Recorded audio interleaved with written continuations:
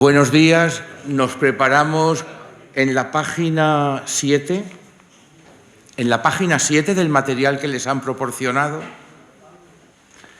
Tenemos el texto propio del símbolo de Nicea.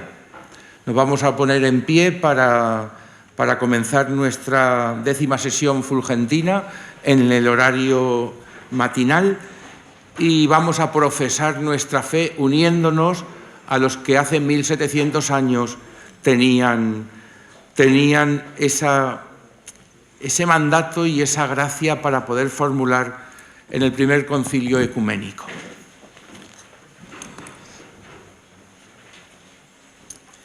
Creemos en un único Dios, Padre Todopoderoso, Creador de todo lo visible y lo invisible, y en un único Señor Jesucristo, Hijo de Dios, unigénito engendrado del Padre, es decir, de la sustancia del Padre, Dios de Dios, luz de luz, Dios verdadero de Dios verdadero, engendrado, no creado, consustancial con el Padre, por medio del cual fueron hechas todas las cosas, las que hay en el cielo y las que hay en la tierra, que por nosotros los hombres y por nuestra salvación bajó, se encarnó, se hizo hombre, padeció y resucitó al tercer día, subió a los cielos y vendrá a juzgar a vivos y muertos, y en el Espíritu Santo. Amén.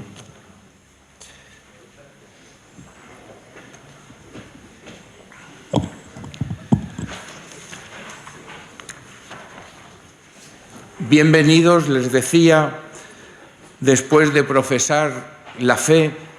Les recuerdo que la conferencia episcopal en pleno en la Catedral de la Almudena lo hizo en el contexto de su asamblea plenaria precisamente para conmemorar los 1700 años. Nosotros estamos haciendo una serie de sesiones fulgentinas y también la apertura de curso y el Día de Santo Tomás, redondeando y conmemorando esta efeméride trascendental. Metodológicamente les diría que aquí tenía que estar sentado don Manuel Roberto Burgos Azor, pero convocó el señor obispo la semana pasada, ya teniendo fechas, convocó Colegio de Consultores y él, como miembro del Colegio de Consultores, ha tenido que hacer esas elecciones que a veces nos pide la vida. También tendría yo que estar en esa reunión, pero hemos convenido esta mañana a las 7 que yo me quedara aquí, que era lo propio, y él marchara al otro lugar. Tenemos la dicha de contar con nosotros con el profesor don Andrés Sáez Gutiérrez. Hemos puesto en la presentación Universidad San Dámaso, Universidad Eclesiástica San Dámaso, Madrid, pero él, amén de profesor, es también en este momento, desde el año pasado, vicerrector de investigación. Creo que un especialista, así lo voy a presentar porque creo que es lo oportuno, un especialista en cuestiones del siglo I, II y III, sobre todo II y III, como de factura de estudios de la patrística, creo que hace justicia a lo que son sus publicaciones. Don Andrés, lo diremos bien, nació en Madrid en el año 1974. Es sacerdote presbítero de la Archidiócesis de Madrid. Fue ordenado en 2006, después de haber coronado sus estudios civiles en ingeniería y haber ingresado en el seminario de Madrid. También ha tenido estancias diversas en Alemania, en Italia, pero su doctorado, que corona su ciclo de formación inicial, lo hizo en San Dámaso de manos del profesor don Juan José Ayán, discípulo como don Eugenio Romero Pose y de alguna manera herederos tantos de Orbe, del padre Orbe, sacerdote jesuita que marcó en aquellas clases de la Gregoriana no solo a los estudiantes de sus clases, sino una forma de hacer teología, una forma de hacer acercamiento a la patrística y, sobre todo, una forma sacerdotal y teológica a un tiempo. Él tendrá quizá ocasión de comentarnos alguna cosa. Entre todas sus publicaciones, pues tienen una larga lista, pero me pide que esta obra que se está coeditando sobre Ireneo de Lyon contra las herejías, que lo hace Ciudad Nueva, en la colección Fuentes Patrísticas, está disponible en nuestra biblioteca, que se publicó en 2002 y que tendrá la segunda parte. 2002 he dicho, ¿no? 2022. En 2002 no estábamos todavía en casi nada de estos temas. Se publicó en 2022 y que este verano, después de las vacaciones, seguramente si los editores cumplen, no como otros editores que cumplen poco, pues si los editores de Ciudad Nueva cumplen, veremos la segunda parte. Tiene una serie, es editor literario, junto con otros profesores, de la serie Filiación en Trotta, que yo la interpretaba más como una antología, pero él me dice, no, es el contexto de la cristología de los primeros siglos, porque la cristología no se reduce, son sus palabras, a Nicea y al tema del homoousios, sino que la teología tiene muchos más temas. Se atrevía a decir hace un momento que la teología del cuerpo de San Juan Pablo II bebe de Ireneo y bebe de los primeros siglos de la Iglesia, como todos bebemos. Todos tenemos fuentes, orígenes y paternidades. Vamos a hacer la sesión, como estas últimas veces, rigurosamente la primera parte de 11:15 a 12:10. Le damos la palabra, tenemos un guión escrito. De 11:15 a 12:10. Estrictamente pararemos para un mini descanso de 12:10 a 12:20, como si fuera una clase. Y a las 12:20 retomamos hasta la 1. Y a la 1 daremos el micro para que todos tengan oportunidad de hacer preguntas y después él irá desgranando preguntas y enlazando respuestas. Por lo tanto, aproximadamente a la 1:30 yo creo que podremos terminar. Nos están grabando la sesión, como es costumbre, y tendremos 2 partes en la sesión, porque los vídeos cuanto más cortos son más asequibles. Repito, de 11:15 a 12:10, un pequeñísimo descanso y de 12:20 a la 1 para luego la sesión de preguntas.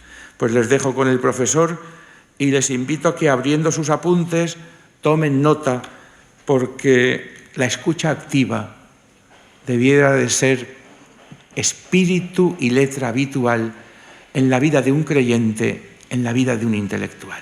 Muchas gracias, Andrés, por acercarte. Son 24 horas, pero seguro que tenemos memorable la sesión de hoy. Buenos días a todos. Muchas gracias, Juan Carlos, por la invitación y por la presentación, y gracias también al seminario por la acogida. Se me encargó hablar del Concilio de Nicea en la historia de la Iglesia y de la teología, y bueno, pues vamos a ver qué tal. En vistas de la cohesión voy a partir del documento que la Comisión Teológica Internacional escribió con motivo del 1700 aniversario del Concilio Ecuménico de Nicea, un documento en el que la Comisión decidió profundizar en un estudio sobre el primer concilio ecuménico y su actualidad dogmática. Leo un texto de la introducción. Tenéis en los papeles que tenéis el primer texto. El Concilio de Nicea marcó un hito en la historia de la Iglesia. La conmemoración de esa fecha invita a los cristianos a unirse en la alabanza y el agradecimiento a la Santísima Trinidad y en particular a Jesucristo, el Hijo de Dios, de la misma naturaleza del Padre, que nos ha revelado semejante misterio de amor. Y un poquito más abajo, 1700 años después, se trata sobre todo de celebrar este acontecimiento con una doxología, una alabanza a la gloria de Dios, tal como se manifiesta en el tesoro inestimable de la fe expresada por el símbolo. Unimos más abajo nuestras voces a las de los padres de la Iglesia, como la de San Efrén el Sirio, para cantar esta gloria. Y cita un himno de la Natividad de San Efrén, un texto muy bonito: gloria a aquel que ha venido a nosotros por su primogénito, gloria al silencioso, el Padre, que nos ha hablado por su voz, gloria al sublime, que se ha hecho visible en su Epifanía, gloria al espiritual, que ha querido que su Hijo se hiciera cuerpo, para que por ese cuerpo fuese tangible su poder, y por ese cuerpo vinieran a la vida los cuerpos de los hijos de su pueblo.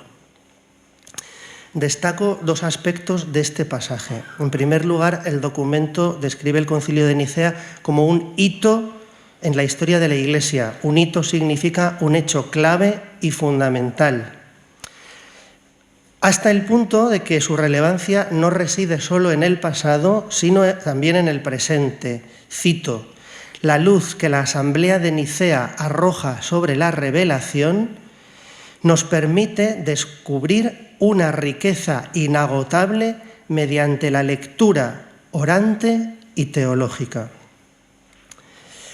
En segundo lugar, el pasaje sitúa este documento de la CTI, en el marco de la alabanza, el agradecimiento, la doxología al Padre, al Hijo y al Espíritu Santo por la historia de la salvación, cuyo centro es Jesucristo. Creo que se pretende así conectar lo que se podría ver como una mera y fría contribución intelectual con el núcleo del misterio de Dios y de su salvación, y por tanto con la vida de la Iglesia, del hombre y del cosmos. Este aspecto de misterio y de glorificación es un aspecto que jalona todo este documento. De hecho, va repitiendo el estribillo de que el misterio de Dios es semper maior, el misterio de Jesucristo es semper maior, el misterio de la Iglesia donde se recibe Jesucristo es semper maior, la vocación del hombre a ser en Cristo Hijo de Dios es una vocación que nos habla de un hombre semper maior. Considero que este inicio doxológico y la preocupación por librar a Nicea de una presentación intelectualista desprovista de interés para el pueblo cristiano ha marcado la redacción del documento de la CTI. A lo largo del mismo se lleva a cabo una mirada omnicomprensiva del acontecimiento conciliar y de su significado para nuestro tiempo, conectando las diversas dimensiones de la vida cristiana. O sea, es propio de este documento de la CTI no solo dedicarse al homoousios, para que lo entendáis, sino que a partir de Nicea habla del todo el misterio cristiano, misterio divino, doctrina, recepción de un acontecimiento histórico en la vida de la Iglesia, vida cotidiana de las comunidades cristianas, liturgia, espiritualidad, repercusión moral, interpretación de la Escritura, inculturación y evangelización. Esta, a mi juicio, es una de las riquezas del texto, virtud que conlleva una estructura un tanto compleja y un desarrollo no exento de repeticiones. Digo muy brevemente la estructura del documento por si alguno luego lo quiere leer. Primer capítulo hace una lectura doxológica y teológica del símbolo como muy pegado al texto o más pegado al texto. Segundo capítulo, cómo el símbolo ha fecundado la vida de los creyentes, fundamentalmente de los del primer milenio. O sea, cómo el símbolo se ha introducido en la predicación, en la catequesis, en la liturgia, en los himnos. Eso es el segundo capítulo. Tercer capítulo, el concilio como acontecimiento teológico y eclesial. Pues de nuevo, una lectura de Nicea, vamos a decir así, menos pegado al texto del símbolo. Y el último capítulo, digamos desde la perspectiva de la teología fundamental, la naturaleza y la identidad de la Iglesia como auténtica intérprete de la verdad normativa de la fe. No voy a hacer un resumen del documento, entre otras cosas porque, como he dicho, bueno, es rico, un poco a veces prolijo puede ser, y bueno, algunos aspectos pues los habréis ya tratado o los conoceréis mejor. Lo que voy a hacer es, digamos, hablar de dos filones que este texto tiene en cuenta y en los que me gustaría profundizar. Tenéis el guioncito, al final, a principio de vuestras hojas, tenéis el guioncito. Entonces, ¿qué es lo que os propongo? En la primera parte, que voy a intentar que coincida con la primera parte también de la sesión, vamos a hablar un poquito de los hitos de la primera recepción del símbolo niceno. Esa sería como la primera parte de naturaleza un poco histórico-teológica. O sea, para entender cómo la recepción de Nicea hace que hoy lo podamos llamar primer concilio ecuménico y hayamos celebrado el 1700 aniversario de la celebración de este concilio. Esa sería como la primera parte. Y luego la segunda parte me gustaría hablar, ¿no?, más de naturaleza teológica, cristológica, que el homoousios no es toda la cristología, básicamente. O sea que el homoousios es absolutamente necesario para la cristología, absolutamente necesario, pero no es suficiente ni es lo único. Entonces, eso es lo que me gustaría hacer un poco en la segunda parte. Y luego, el punto 3, que es un tema que a mí me gusta mucho, y es intentar entender que Nicea no ha sido un meteorito, y que los cristianos antes de Nicea han creído en que el Hijo era Dios, pero bueno, entender un poco la relación entre Nicea y antes de Nicea me parece fundamental, y en la mayoría de los manuales no me parece un tema bien tratado. Pero yo, en principio, a no ser que me lo preguntéis al final, yo no lo voy a tratar porque no me va a dar tiempo. Si luego en las preguntas alguien tiene curiosidad, pues que pregunte. Entonces, vamos con el bloque, digamos, de la historia, un poco de la recepción del símbolo, sobre todo del símbolo niceno. En primer lugar, voy a hablar en general, muy brevemente, del fenómeno de la recepción. El fenómeno de la recepción es esencial en el orden de la creación y en el orden de la salvación. Como afirma el profeta, como bajan la lluvia y la nieve desde el cielo y no vuelven allá, sino después de empapar la tierra, de fecundarla y hacerla germinar, para que dé semilla al sembrador y pan al que come, así será mi palabra que sale de mi boca. No volverá a mí vacía, sino que cumplirá mi deseo y llevará a cabo mi encargo. No hay revelación sin recepción de la misma. Os lo explicarán en Teología de la Revelación. Si Dios ha querido hablar, es para que su palabra sea acogida. Si no, se perdería en el vacío y no tendría ningún sentido. Al menos la palabra de Dios es acogida en la vida y de un modo perfecto en la vida de nuestro Señor Jesucristo y en la vida de la Iglesia en su conjunto. No hay acción de Dios ni historia de salvación sin recepción de la misma. Y análogamente se puede decir de los acontecimientos históricos, para nosotros histórico-salvíficos. Y lo mismo se dice del Concilio de Nicea. Ahora se habla de la recepción del Concilio Vaticano II y, en fin, escucharéis hablar de esto, sensibilidades que les parece una transgresión con el pasado y sensibilidades que lo del pasado les parece que menos mal que ha venido el Concilio Vaticano II a solucionar la cosa. En fin, bueno, de esto se trata, ¿no?, de aprender a recibir la fe apostólica en cada momento en continuidad siempre con la tradición de la Iglesia de generación en generación.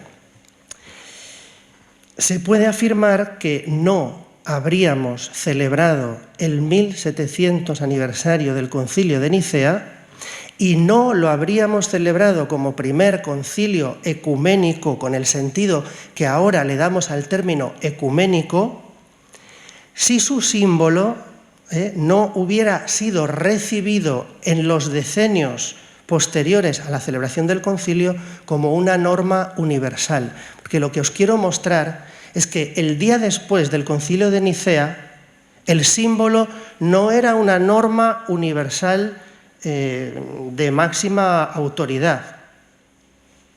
No lo era. O sea, el día después del concilio, pues no podemos decir que el día después del concilio de Nicea era el primer concilio ecuménico, porque a algunos pues no se lo parecía. Vamos a ello. El documento de la CTI tiene en cuenta este dato y lo explicita del siguiente modo. Las resoluciones del concilio fueron recibidas mediante un largo y laborioso proceso. De hecho, fueron necesarios unos 50 años para aceptar el vocabulario del símbolo de Nicea y ponerse de acuerdo en el alcance universal del primer concilio. Estamos hablando desde 325 hasta 381, para que más o menos podamos decir que el símbolo de Nicea adquiere una normatividad universal máxima plenamente reconocida. Y, bueno, se puede poner en el Concilio de Constantinopla, sí, un punto de término relativo. El otro punto de término sería el Concilio de Calcedonia, como intentaré mostrar después. Voy a referirme a algunos momentos significativos de este proceso de recepción. Dejo fuera otros muchos, porque esta historia del siglo IV es incluso complicada. 4 aspectos que aparecen repetidamente. 1. La inmadurez del debate teológico y de las diversas terminologías, y en particular del problemático homoousios. O sea, ¿por qué fue tan trabajosa la recepción del símbolo de Nicea? Pues porque el debate teológico estaba inmaduro. Primer aspecto. Segundo, la práctica sinodal y los símbolos de fe. Pues es que cada iglesia tenía su símbolo bautismal. Hasta ese momento nunca había habido un símbolo para todos. Cada comunidad cristiana tenía un símbolo bautismal. ¿Se parecían? Sí, se parecían. O sea, todos reflejaban la misma fe dentro de la católica, pero no eran textualmente el mismo símbolo. La práctica sinodal había comenzado a finales del siglo II, por lo que sabemos, pero tampoco estaba todo tan reglado. Había habido, sobre todo en el siglo III, se habían generalizado símbolos regionales. Pero, ¿qué validez tenían las decisiones de un concilio regional? ¿A quién se podía apelar? ¿Qué papel jugaba la sede de Roma? Había muchas cuestiones que jurídicamente, como podríamos decir hoy, canónicamente, pues no estaban fijadas. Y eso también va a provocar problemas continuos a lo largo del siglo IV en la recepción de Nicea. Tercer aspecto, injerencias del poder político. Constantino, Constancio y Valente. Vamos a decir que en 3 momentos del siglo IV por este orden. Pues va a haber injerencias de tipo político que van a condicionar el proceso de recepción del símbolo niceno. Y el último aspecto, cuestiones de autoridad eclesiásticas y personales, que siempre las hay en todas las épocas. Bien, para hablar de la recepción tengo que hacer un pequeño recordatorio de lo que pasó en Nicea. Impulsado por un Constantino que deseaba no ver empañada su tarea de unificación política del imperio, el Concilio de Nicea, de modo muy rápido, el Concilio de Nicea fue cortísimo, seguramente porque Constantino quería ventilar la cuestión y, bueno, él en principio no quería el concilio. Él escribe a Arrio y a Alejandro de Alejandría y les decía: estáis discutiendo de cosas banales, por favor, no me estropeéis la unificación política del imperio. Bueno, parece que alguien, a lo mejor Osio, le dijo: hombre, no son cosas tan banales, son cosas tan banales. Entonces al final se convoca el Concilio de Nicea, pero el Concilio de Nicea fue muy breve.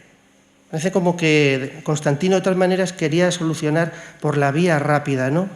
Entonces se llegó a un acuerdo que puso contra las cuerdas y de hecho anatematizó a Arrio y a otros. Tenéis en el cuadro, en la tabla 1, tenéis un poco las posiciones que yo creo que conocéis, ¿no? Al hijo proveniente de la nada, y por tanto criatura proveniente de la nada, Nicea opone el hijo engendrado de la sustancia del Padre. Al hijo Dios, de Dios verdadero, Nicea dice hijo de Dios verdadero, de Dios verdadero. Puede sorprender que Arrio, si he dicho que el hijo es una criatura proveniente de la nada, luego le llame Dios. Pero lo que Arrio va a hacer es decir: no, es una criatura que procede de la nada, a la cual, por gracia, Dios le hace Dios, ¿no? Y por eso Arrio lo llama Dios. Y por eso el concilio dice Dios verdadero. Eso le fastidia, le duele. El verdadero, a Arrio le duele. El Dios se podía escabullir. Y esto de escabullirse es muy importante también para entender toda esta controversia, porque cada uno va a intentar interpretar las fórmulas lo más ventajosamente posible de acuerdo a su posición. Bueno, hijo único creado del Padre, Arrio, el concilio engendrado no hecho. Bien, Arrio, hijo, criatura singular, la única creada de la nada. Todas las demás criaturas han sido creadas por Dios por medio de Cristo, entre el ámbito estrictamente divino y el resto de las criaturas. Y el símbolo de Nicea, hijo consubstancial con el Padre. El acuerdo de Nicea es sobre todo un acuerdo para anatematizar a Arrio. Esto es como cuando en los corrillos, ¿no? ¿no? Todos criticamos al mismo. Pero luego no es que entre nosotros estemos tampoco de acuerdo. Entre nosotros en positivo, pues si nos ponemos a profundizar, no estamos de acuerdo. Ahora, en criticar al mismo, en eso muchas veces nos ponemos de acuerdo. Pues esto fue lo que pasó en Nicea. En Nicea, Arrio, básicamente todos o casi todos, es mejor casi todos, o sea, es más preciso, casi todos estaban de acuerdo en que sí, que eso no podía ser. Ahora, ¿cómo había que entender el símbolo? Pues tantas posturas como padres conciliares. Ahí tenéis una tabla que, bueno, voy a intentar explicar un poco, es que si no la recepción no se entiende nada, Si no, entonces tenéis 5 posturas en esta tabla, 1, 2, 3, 4 y 5, quedaos bien con estos números porque luego los voy a juntar, voy a juntar los números y los voy a separar, Entonces, por un lado tenemos a los arrianos o eusebianos radicales, donde están Arrio y Eusebio de Nicomedia. El punto fuerte de esta postura, la distinción, si queréis, o sea, exacerbada quiere decir herética para nosotros, de padre e hijo. ¿Qué quiere decir distinción exacerbada? Que no conserva la unidad entre el padre y el hijo. Es una distinción tan exacerbada que se rompe la unidad divina. Se rompe la fe apostólica. La fe apostólica hasta ahí de la católica, siempre ha mantenido en Dios la unidad y la distinción. Aquí se rompe, se afirma tanto la distinción, y una distinción donde ya hemos dicho el Hijo está por debajo y no está en el ámbito estrictamente divino, que se rompe esta unidad. Es el polo opuesto a los monarquianos. Polo opuesto a los monarquianos. Rechazo total de consubstancial, que les parece o que rompe a Dios, que introduce en Dios una generación material, o que se entiende de modo monarquiano. Es decir, que el Padre y el Hijo, si la substancia se entiende como substancia individual aristotélica, o sea, este caballo o este bolígrafo, o sea, si el Padre y el Hijo son el mismo, el Padre y el Hijo ya no se distinguen. Por eso consubstancial, imposible. Nicea, he puesto aquí, no firma y firma, porque Arrio no firmó, pero Eusebio de Nicomedia sí. ¿Y por qué firmó? Pues porque si no, era depuesto. Si no, Constantino, depuesto, consecuencia de la simbiosis entre Iglesia e Imperio. Columna número 2, eusebianos moderados. Eusebio de Cesarea. Punto fuerte, el mismo, pero, o sea, distinción, pero veis que no he puesto exacerbada. O sea, esta distinción no es herética. Y de hecho conserva la unidad de padre y de hijo. Pero el punto fuerte es la distinción. Fuertemente antimonarquiano. O sea, lo monarquiano, lo de confundir las personas, le da urticaria. No simpatía por consubstancial. ¿Por qué? Porque ve una connotación material y de peligro de monarquianismo radical. Nicea firma. Centro 3, Alejandro de Alejandría. Equilibrio entre unidad y distinción. Antiarriano y antimonarquiano. Consubstancial. El Hijo de Dios, el Hijo es Dios verdadero como el Padre Dios verdadero. Substancia se entiende aquí como naturaleza, sustancia segunda aristotélica. Por tanto, el Hijo es consubstancial con el Padre. 4. Monarquiano moderado, Eustacio, el obispo de Antioquía. Punto fuerte, aquí la unidad. Pero no es una unidad tal que no se distinga entre el Padre y el Hijo, se distingue. No le gusta el vocabulario de las tres hipóstasis para distinguir. Y no le gusta presentar al Hijo subordinado.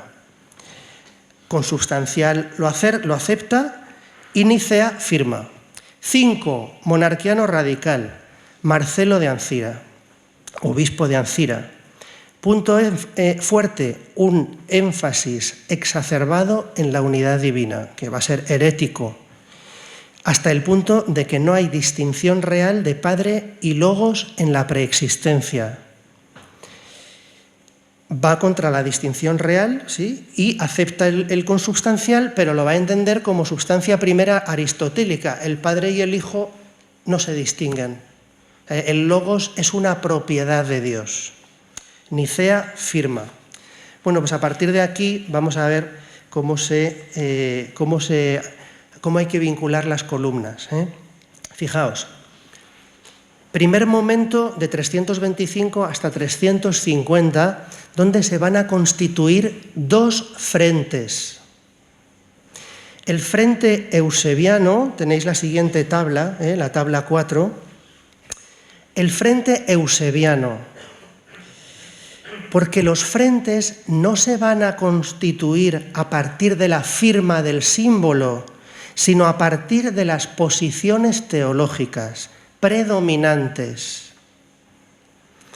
El frente eusebiano 1 y 2, cuyo punto fuerte es la distinción entre Padre e Hijo, y el otro frente niceno entre comillas, he puesto niceno entre comillas porque está Marcelo de Ancira, que al final va a ser herético, pero ahora mismo frente niceno con comillas 3, 4 y 5, donde el punto fuerte no es la distinción de las hipóstasis, sino la unidad divina. Entonces, frente eusebiano, lo tenéis ahí, distinción de hipóstasis, que puede ser sin unidad como Arrio o con unidad como la columna 2, Eusebio de Cesarea, siempre tendiendo a la superioridad del Padre. Y luego, a los adversarios nicenos no se va a distinguir. Entonces, el bloque niceno se le va a tender a considerar monarquiano. O sea, estos no van a decir, bueno, es que aquí hay postura 3, postura 4 y postura 5. Voy a distinguir. No, esto es una confrontación. Y en las confrontaciones uno tiende a simplificar. Entonces, los otros, me huele a monarquiano. Y ahí van a tender a meter a todos. Tender. Y en la otra postura pasa igual. Énfasis en la unidad divina. Algunos van a distinguir muy bien a padre e hijo. Algunos van a distinguir y otros, como Marcelo de Ancira, no. Pero ellos van a considerar a 1 y a 2 eusebianos y filoarrianos. Bien, sobre todo el bloque eusebiano de 1 y 2 va a adquirir fuerza, sobre todo en Oriente. Y esta fuerza de este grupo eusebiano va a hacer que Constantino cambie su política muy poco después del concilio. Constantino, como los otros emperadores, van a perseguir siempre, ¿no?, su ideal de unidad política y social del imperio, y van a apoyar a la facción que les parece que en cada momento puede servir mejor a su propósito. Entonces, el mismo Constantino que había convocado Nicea de manera oficial, ¿no?, y que había obligado a firmar el símbolo, poco después va a cambiar un poquito su política, ¿no? Por ejemplo, Eustacio de Antioquía, que está en el bloque cuarto, o sea que es un niceno, va a ser depuesto. Los obispos, vamos a decir, arrianos, que habían sido depuestos, van a ser rehabilitados. Pero es que el mismo Constantino va a buscar o sea, sin decir que Nicea, o sea, no va a decir que Nicea no tiene validez. Nicea ha condenado la doctrina arriana, pero Constantino va a buscar rehabilitar a Arrio. Va a buscar rehabilitar a Arrio. Atanasio, que se convierte en el niceno, ¿no?, que defiende el símbolo paladín del símbolo niceno, le van a hacer la vida imposible a Atanasio. Van a convocar concilios regionales en Cesarea de Palestina en 334, en Tiro en 335, con el fin de, no por motivos dogmáticos, sino por motivos más bien disciplinares, pero lo van a intentar deponer, hasta que en 335 se tiene que exiliar a Treveris, el primero de los 5 exilios de Atanasio en el siglo IV. En 336 Constantino organiza una rehabilitación oficial solemne en Jerusalén de Arrio, se hace, pero Arrio muere y no puede entrar en Alejandría como era la pretensión, porque ya Atanasio había sido quitado de en medio. Así pues, la situación eclesial 10 años después del Concilio de Nicea ha dado un vuelco. Es decir, algunos obispos en este momento son partidarios del símbolo niceno, pero otros muchos no son partidarios. Otros muchos obispos no son partidarios del símbolo niceno. Y otros, pues, vamos a decir que estando de acuerdo con el fondo, pues tampoco ven que el símbolo de Nicea pues tenga que ser asumido por todos. Por eso os digo que en este momento, que es verdad que Constantino se vuelca en la convocación del concilio y ya en la época de Nicea se habla del gran y santo sínodo, no se puede hablar todavía en 335 de primer concilio ecuménico como nosotros hoy lo hacemos. O sea, eso hasta 381 y sobre todo, diría yo, hasta 451, pues no se puede hacer, ¿no? Bien, ¿qué pasa después? Esto es como una especie de culebrón, muere Constantino y su hijo Constantino II, que se queda con la parte más occidental del imperio, revoca los exilios de Atanasio y de otros. Es decir, tiene una postura más a favor de Nicea, podríamos decir así. Los eusebianos montan en cólera, y una vez que Atanasio había vuelto, convocan un concilio en Antioquía para volver a condenar a Atanasio. Ordenan a un sucesor para Atanasio y entran por la fuerza militar de otro de los hijos de Constantino, Constancio, que estaba en Oriente. Los frentes están enconados, cada uno de ellos va a acudir al Papa Julio, el obispo de Roma, que por primera vez es involucrado en la controversia. El Papa Julio va a convocar un sínodo en Roma que le va a dar la razón a Atanasio. Los eusebianos montan en cólera porque dicen, a ver, si nosotros hemos hecho sínodos en Palestina que han condenado a Atanasio, ¿por qué ahora el obispo de Roma hace esto? Y aquí entra lo que os he dicho antes, no había, jurídicamente la cosa no estaba tampoco madura. No se sabía bien cuál era la validez de un sínodo, cuál era su jurisdicción, qué había que hacer si uno no estaba de acuerdo, cuál era el papel de la sede romana.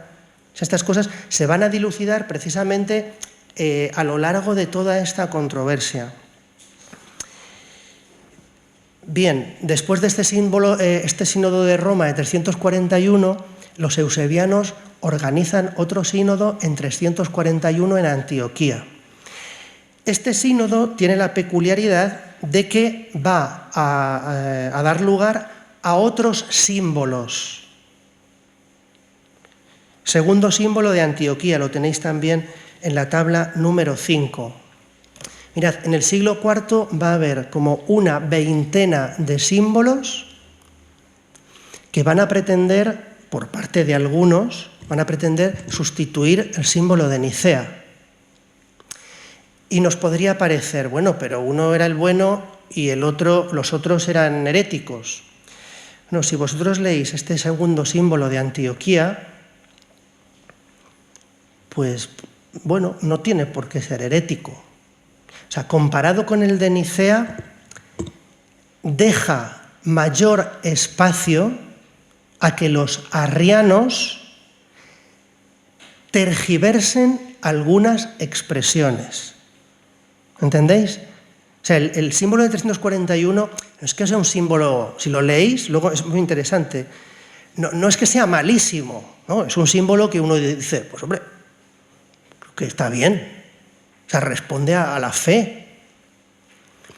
Pero dejaba mayor espacio que el homoousios a que los filoarrianos, a que la columna 1, dejaba mayor espacio a que la columna 1 pudiera introducir o interpretar las expresiones según su propia postura.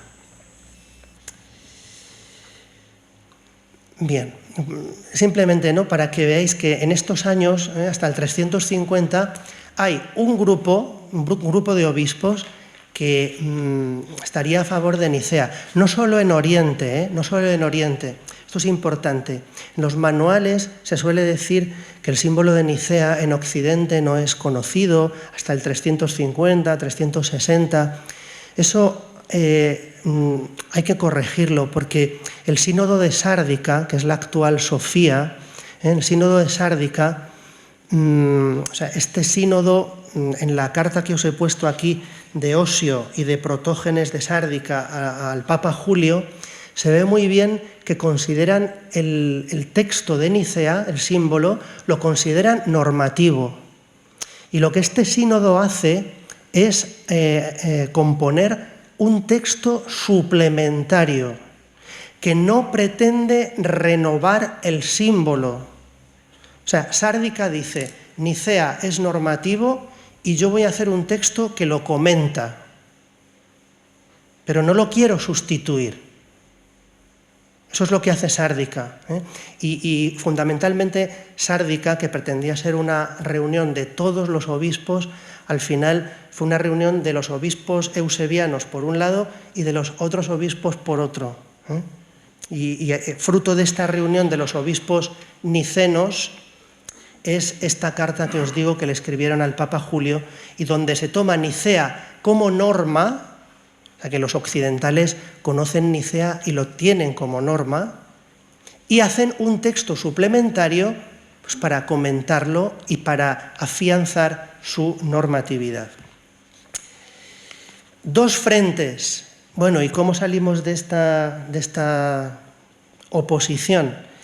Pues hay veces que se sale de la oposición cuando las cosas van a peor, ¿no?